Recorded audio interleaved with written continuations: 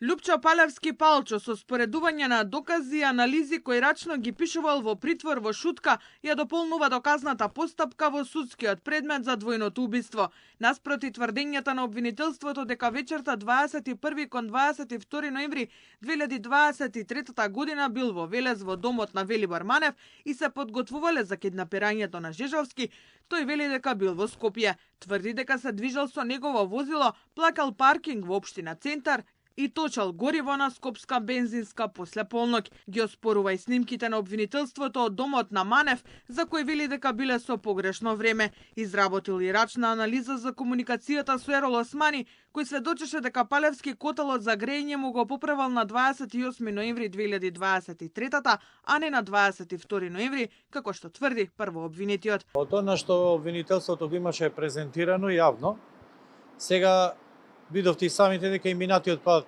ретерираат од оние нивни вештачења и тврдења и надежно во судењето се покажа дека и снимката што ја покажуваат минатиот пат што тврдеа дека постои временска разлика, со СМС пораките и со другите докази кои ги изведовме им се побива тоа дека е временската разлика померена. Адвокатот на Боре Видевски, Бојан Манев, предложи да бидат изведени видео снимките од бензинските пумпи во Велес, кои јавноста веќе имаше можност да ги види. Судот ги прифати да се изведат, доколку одбраната на Видевски ги обезбеди. Ќе ги обезбедиме на тој начин што ќе побараме од основното јавно обвинителство, затоа што тие постојат таму, не ни се дадени нас како докази, меѓутоа постојат бидејќи има наредби се обезбедени од основниот суд Велес. На крајот ќе ги побарам од основниот суд Велес и ќе ги изведам. Снимките ќе покажат дека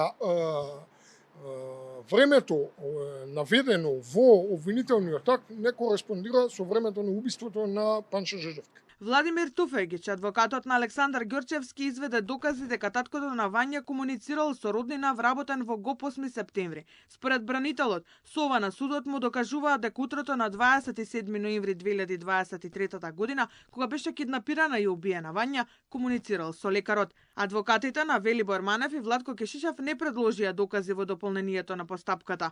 Судскиот процес за двојното убиство на малолетната Вања Ѓорчевска и велешкиот пензионер Панчо Жежовски е пред самиот финиш. По дополнување на доказната постапка следуваат завршни зборови, а потоа и пресуда.